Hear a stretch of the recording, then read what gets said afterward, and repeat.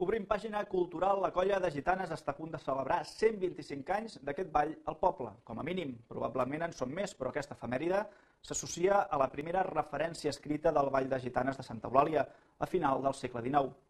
Ara la colla ha volgut celebrar-ho amb dos actes commemoratius. El primer divendres, al vespre, és una exposició fotogràfica d'aquests 125 anys. L'objectiu és reconèixer la tasca d'antics balladors i preservar aquest patrimoni cultural. La colla de gitanes de Santa Eulàlia celebrarà els propers 2 caps de setmana els 125 anys que fa, com a mínim, que es ballen gitanes a Santa Eulàlia.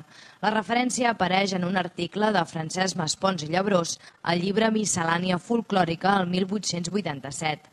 Maspons i Llabrós hi aporta un article sobre el ball de gitanes al Vallès Oriental i en un fragment escriu que la colla de Santa Eulàlia havia anat a ballar el 1884 a l'Ametlla i d'això en fa 125 anys.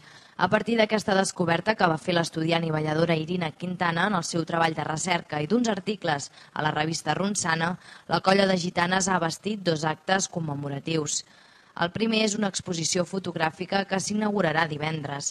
Constarà de més de 500 imatges. Hi haurà una mostra d'indumentària de castanyoles antigues i altres sorpreses que la colla prefereix de moment no revelar. L'altra cita serà el 12 de desembre amb un homenatge als dansaires